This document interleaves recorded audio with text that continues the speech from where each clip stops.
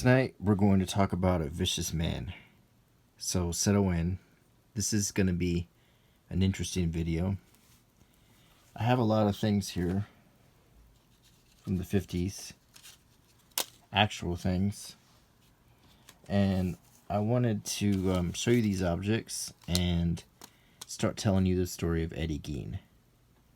So let's start by talking about Wisconsin in 1957. This is a 1957 map of Wisconsin. It was purchased at Jack's Shell Service in Grand Rapids, Michigan in 1957.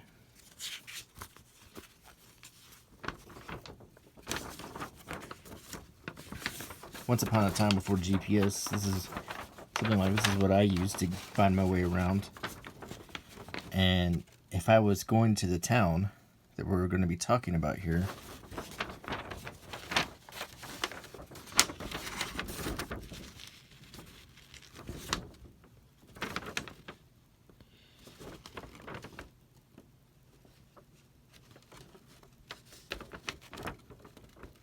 I would look right about here.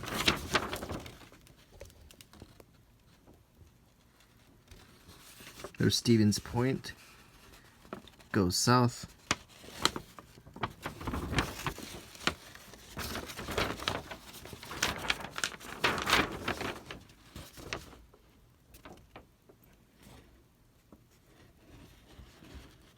And there's Plainfield.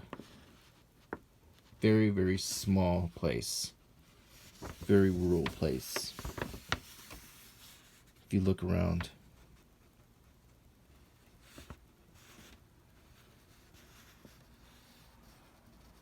It's close to some of the places like Friendship, Coloma.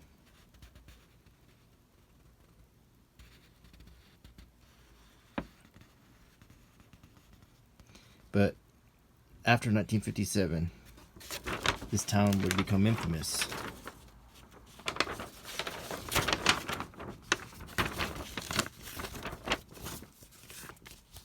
We're going to talk about that. Here's some matchbooks from Plainfield. This was Golden Sands Truck Center. Fine food, bunk rooms, and air conditioned. Highway 51 and 73. Home cooking that you will enjoy. This is Novak's Bar and Cafe. Fish Fry Friday. Packaged food goods. The Center of Vacation Land. And that's one of the pulls. This was a nature place. This was a place for hunting, fishing, and viewing nature. And look, February 1957, National Geographic even had Wisconsin Land of the Good Life. A whole article about it.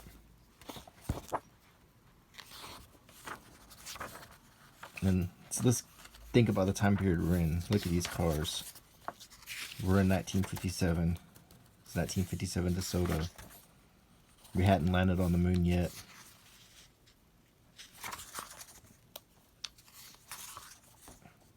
Look, Wisconsin. And right around where this fish and these deer are at is where we're going to be telling our story.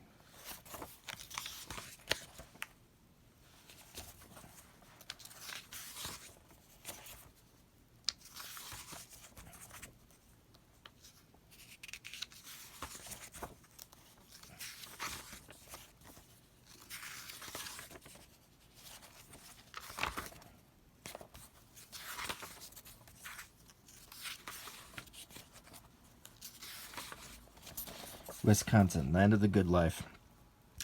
Titan of industry, America's dairyland, paradise for sportsmen.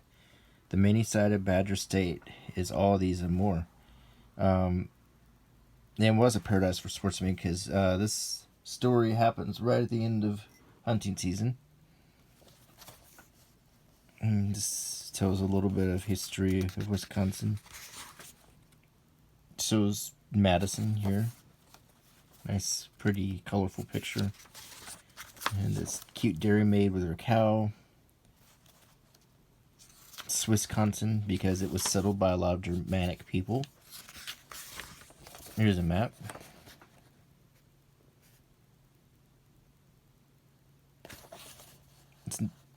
Plainfield's not even on here. Be right about here.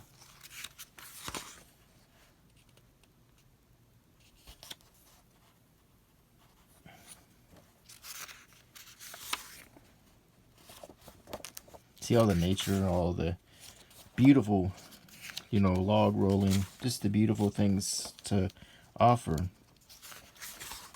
And it's sad that by the end of this year, when this issue came out, all this beauty would be eclipsed by some of the most terrible crimes in the history of this country. Maybe even in the history of the world. If Wisconsin's famous for anything, it's famous for cheese. And some more of the Germanic heritage and culture.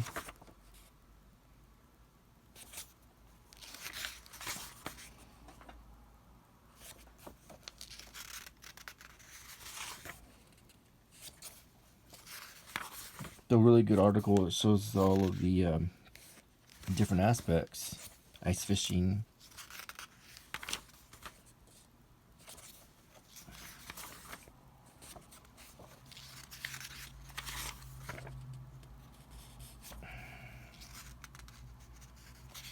Having some German Oktoberfest times here in Milwaukee.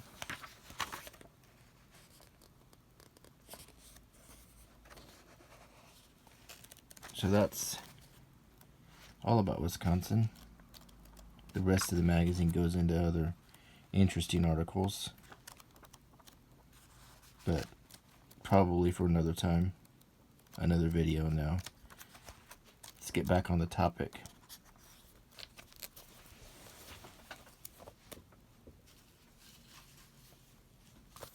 So what happened? Who was Eddie Gein? Well, he's the basis for this movie right here. This book was made into this movie, Psycho. And this book is not exactly like the movie. For example, well, the movie definitely had the Hitchcock treatment. He took the source material and turned it into a great suspense movie, but this is a lot more violent than the movie. Norma Bates chopped off her head. He didn't just stab her. And the Norma Bates in this book is a lot more like Eddie Gein than what we saw in the movie. Eddie Gein was not exactly how he's been portrayed in a lot of things. There's a rather well-known movie about him called Ed Gein, or I think it's called By the Light of the Moon in Europe, and it stars Steve Railsback. It's hard to find this movie now, so I actually have it in this 3-pack steel case, because the just getting it by itself is pretty hard these days. He does a pretty good job, and his version, I think that they did the most research and tried to give the truest story. There's another movie that has Kane, what, I can't remember his name, but I think he played Jason Voorhees or Mike Myers or something, completely unrealistic. And then there's a third movie that's older than all of them, and I think it's called Deviants or something, and it has Roberts Blossom. And in that movie, he's the guy from Home Alone, by the way, who played Old Man Marley. He's much younger in this movie. That was a much more loose adaptation of the story, where names were changed, and it was much more shocking and violent and graphic and pretty disturbing and hard to watch. But the truth's, like many things, falls somewhere around the middle. And some people say The Silence of the Lambs was based on the story of Eddie Gein. But there's only really one aspect of Silence of the Lambs that's anything like Ed Gein, and that is the use of human flesh to make clothing. And other than that, the character of Buffalo Bill had very little in common with Ed Gein. Because Ed Gein was considered a nice guy. He babysat kids. He was the guy who would give the shirt off his back to you. He was well known in the community, and he might have been thought of a little bit as an oddball, but that didn't stop people from inviting him over to have dinner in their houses, to have him watch their children, which he loved to play with, to asking him for favors or help, which he would always show up and deliver with a smile on his face. No one knew what he was doing. And he started out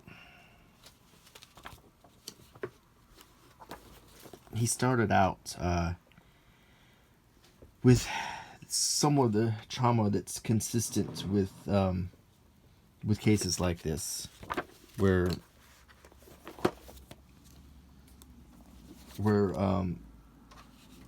people can turn into the quote-unquote deviant or psychopath. A lot of this had to do with the way he was treated by his parents.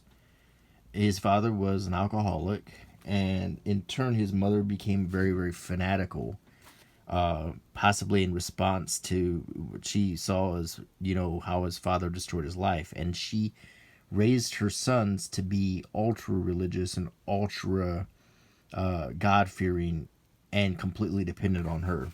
She also raised them to have no trust or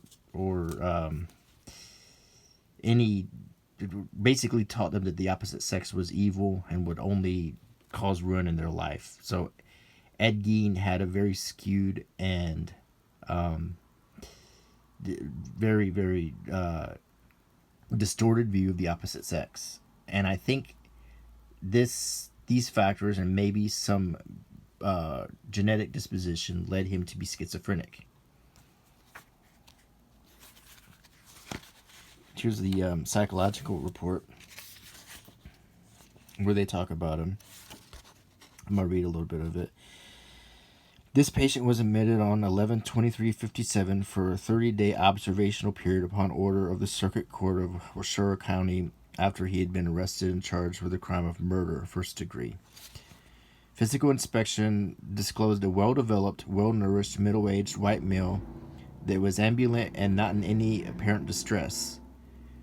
A right inguinal hernia was noted, and he asked about an abnormality in the left supraclavicular fossa that may be a lymph node overlying an arterial vessel with resultant pulsation transmission. He had a deformation in his eye socket.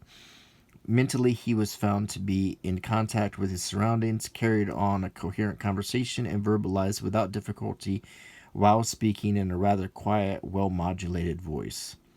He gave an adequate account of his past life and spoke some of the offense, but no attempt was made to explore this in greater detail at this writing. He seemed to be fairly well at ease, but mentioned being under strain and failing to sleep while under investigation prior to admission here.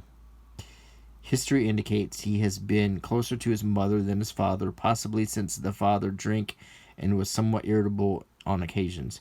Mention was also made by him that he never married, has never had sexual relations, and his impression was gained that he has been rather limited in his social contacts. At this time, he also seems to recognize this as, for example, he thinks that it might have been better if he had been drafted into the service and afforded more opportunities for maturation through socialization. He was assigned to Ward J1. As they interviewed him, and if you read these interviews, you'll see some back and forth where it suggests that he was aware of his actions and that he was trying a little bit to manipulate his way out of trouble. But I think the crimes speak for themselves as far as the state of mind he was in. And we will get to that as we discuss what caused all of this.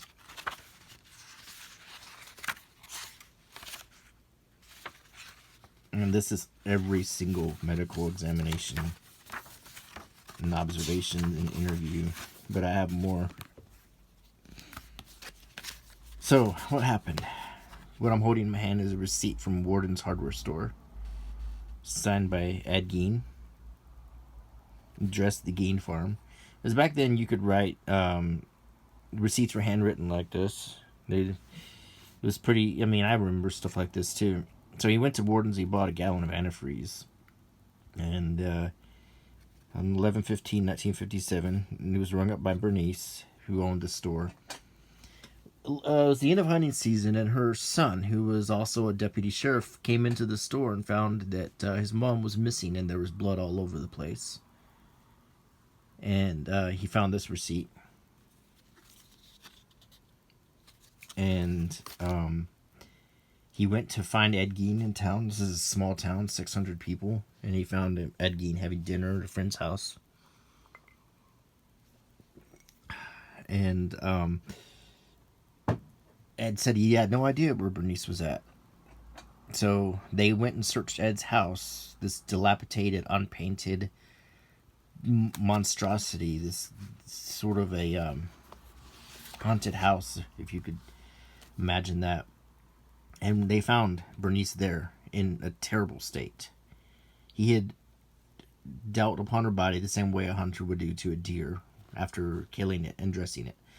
And when they explored the inside of the house, they found evidence that not only had he done this to at least one other woman in town, he had been digging up graves all over from 3 cemeteries in the local area, digging up and defiling and mutilating the bodies. But in some cases, he had caught himself in the act and put the bodies back to return them in an apologetic way, which shows that there was some sanity trying to fight its way to the surface. So he was a body snatcher, and that degenerated into full-on murder. He killed Bernice Warden and a woman named Mary Hogan, who ran a tavern. Not this one, but there were a lot of taverns in this town.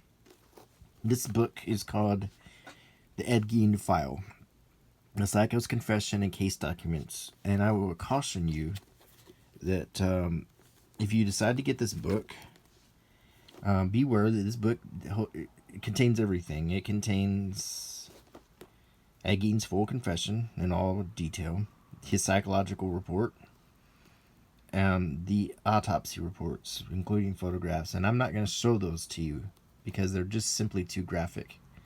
If you want to find this out for yourself, you can find the book.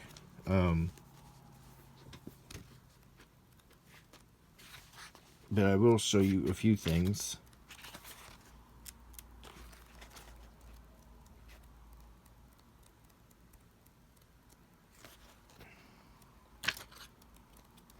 I'm going to sort of block off a section of the book that is just a little bit too much. And just...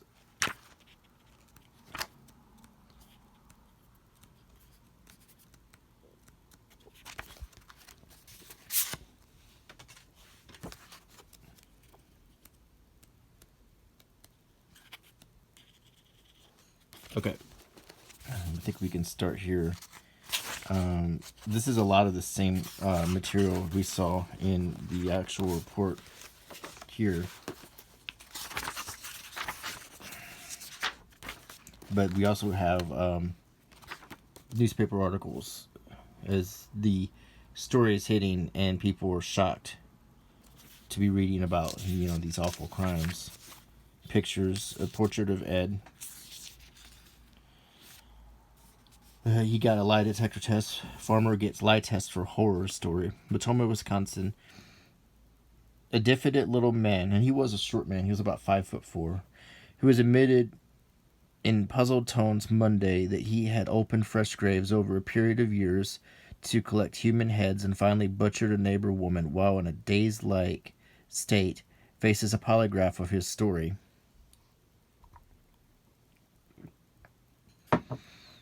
Edward Gein, 51-year-old Plainfield bachelor handyman, is scheduled to go to Madison for a lie detector test at the State Crime Laboratory. He's being held under $10,000 bond. That was a lot of money in 1957. It doesn't sound like a lot now, but $10,000 was enough to keep him in jail for the armed robbery of Mrs. Bernice Warden last Saturday, and they still were referring it to as an armed robbery. District Attorney Earl Killeen said the filing a murder charge in the death of the 58-year-old widow, whose disemboweled corpse was found hanging like a deer carcass in Dean's woodshed Saturday night, awaits only a complete sifting of the gruesome remnants found in his secluded farm about 120 miles northwest of Milwaukee. Here are some of the questions a lie detector test may answer. Did Gein mold hideous death masks from the faces of the new buried dead? Did he fabricate upholstery for furniture in his cluttered farmhouse from human skin? Did he intend to eat one victim he admits killing, the one of whom he said almost apologetically, "I am not too sure I killed her"? That is what I can remember, Gein said in a question-and-answer session with Washoe County officers. A daze, he said, came on him when he did such things as dig up the graves from which he took at least 10 heads.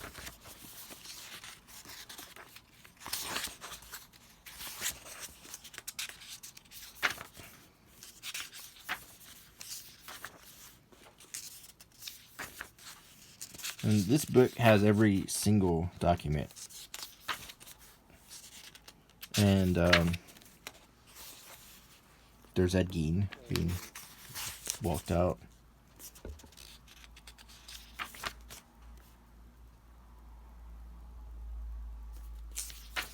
There's this farmhouse. I just want to show you this picture.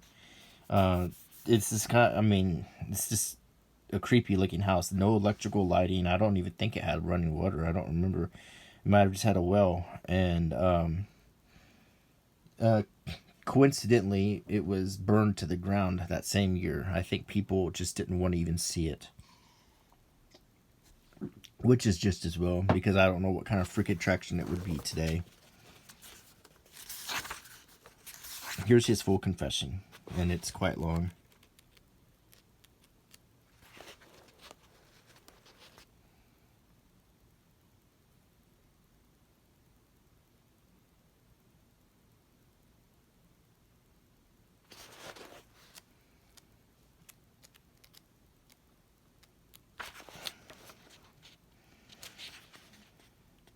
Here's more newspaper articles saying he was in a daze. He didn't know what happened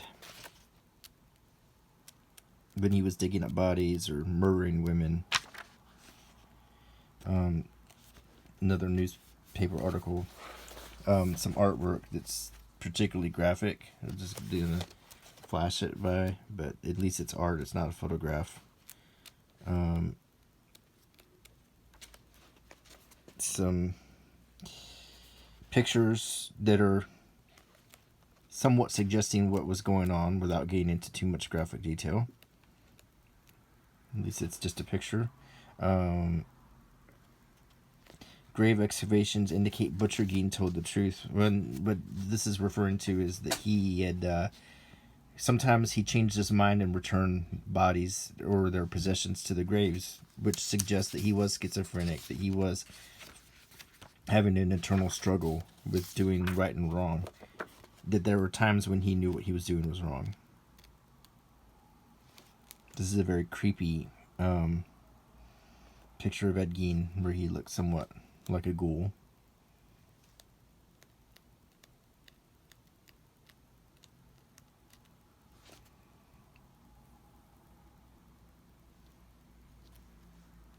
So they ended up opening up graves, and the whole thing turned into just one of the most grisly, awful criminal cases in American history. And it still remains to this day the inspiration for just some of the most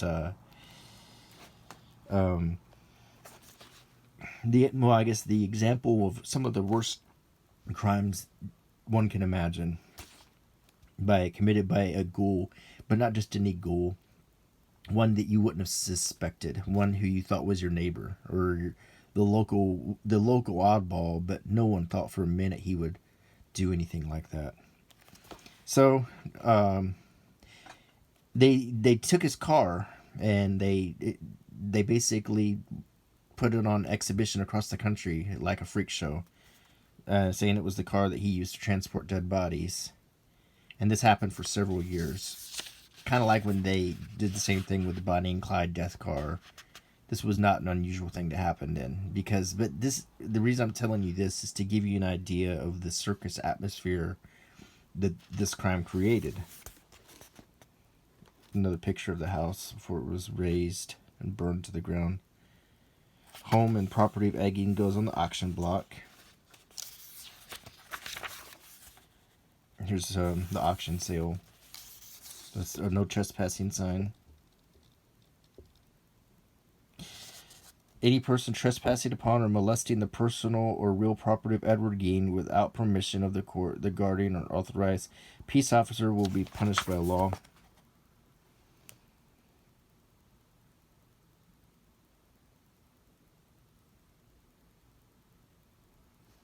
It's Ed Gein's signature.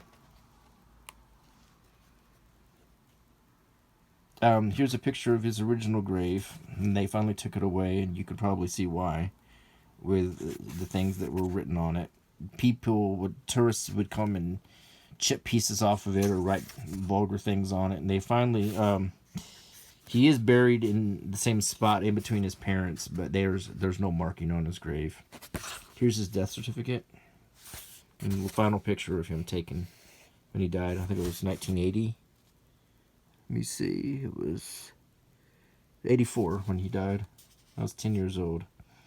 And I died of respiratory failure.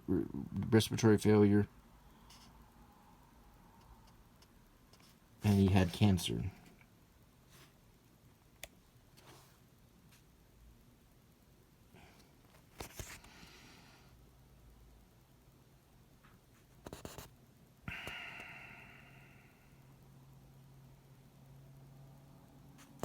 Morning Mail. Milwaukee has its own.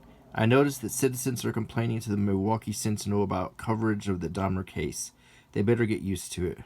For years, every time some serial killer or other mental case surfaced, the Sentinel and the Milwaukee Journal would rehash the old horror stories about Ed Gein in Plainfield, Wisconsin. On other occasions, when the news was slack, reporters would come to Plainfield and ask the citizens what they felt about Ed Gein.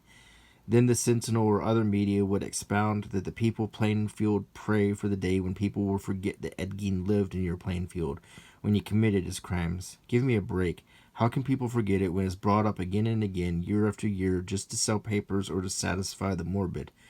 How about letting sleeping dogs lie as far as Gein is concerned? What he did pales in comparison to what Dahmer allegedly did. You now have your own celebrity, and you can publicize him to your heart's content. I realize that Dahmer was not originally from Milwaukee, but neither was Ed Gein originally from Plainfield. Just make sure that when you write about Dahmer, you point out that Milwaukee was his home when he committed his alleged crimes, not Plainfield. And that was just a thing put in the end. And the last thing I want to show you is, I guess you could say this is how Ed Gein has been kind of wrapped up in history. And besides the movies that are all you could classify as exploitation, besides the people who go on Etsy selling dirt from Ed Gein's grave with photographs of themselves scooping it out, for what reason, I don't know why you would want that. It's one thing to study these crimes and consider them and think about them. It's another thing to take it to the step of this sort of, like, I don't even know what the word is. But people did die. This is a real thing, and this was a nightmare for the living. And here's a good example of how the crime has been summarized in history. It shows up on the cover of Weird Trips magazine. This is actually quite valuable. This 1978 sort of comic, whatever you'd call it. However, I will say this, that the article about Ed Gein in this magazine was very well researched. And it starts out by saying that Wisconsin itself is a schizophrenic state. For opposing World War I and the Civil War, yet sending more troops than any other country for. It makes a number of kind of sort of crude observations like that, but I don't think it has anything to do with Wisconsin. That's just a way to start a good storytelling piece, I guess you could say, to get someone into a mood or to try to make connections with a place and a person. But I think Ed Gein could have existed anywhere. This is the article. A Very Weird Trip from 1957 by David Schreiner. And it is very well researched. And for a long time, Ed Gein wasn't talked about too much. Interestingly, they talked about all the other serial killers. They talked about Jack the Ripper and Jeffrey Dahmer, but Ed Gein was sort of forgotten about. And this was one of the few sources people had to read about him back in the 70s. It was just one of those things that it was just too much, I guess you could say, too grisly. I mean, some crimes are just some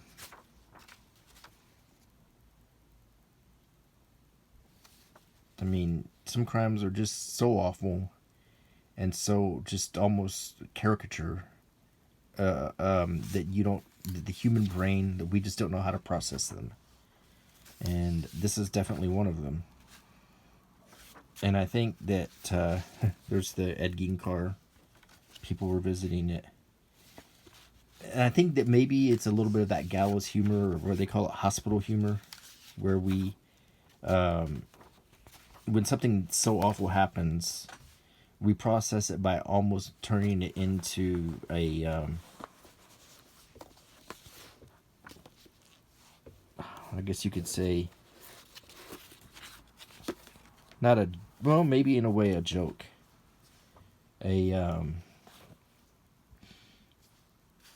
Just to cope with it easier, because what he did was just really, really terrible.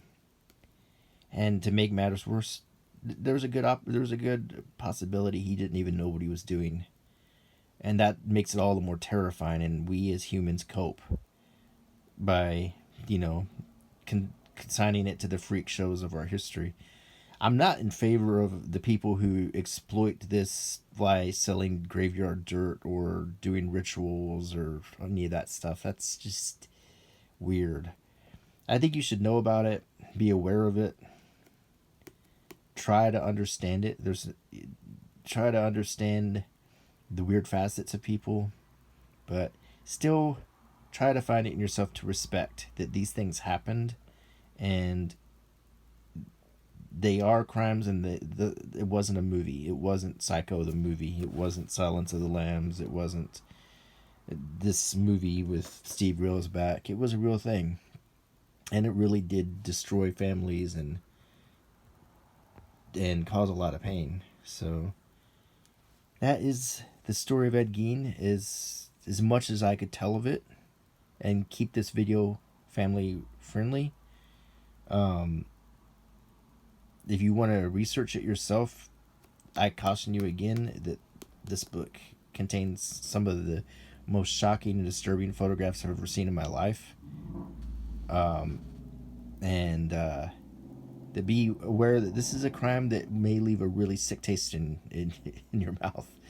Not something for the squeamish. So, but nonetheless, it is something that happened. Anyway, I hope you enjoyed this video, and I hope you like my channel. I try to do one of these crime profiles, maybe once a month, and then we'll return back to my regular content. And so anyway, the idea of my channel is to show you things and talk about stuff. So I hope you enjoyed this talk. Until next time, leave a comment, give me a thumbs up if you liked it, and subscribe and click the bell icon. Bye.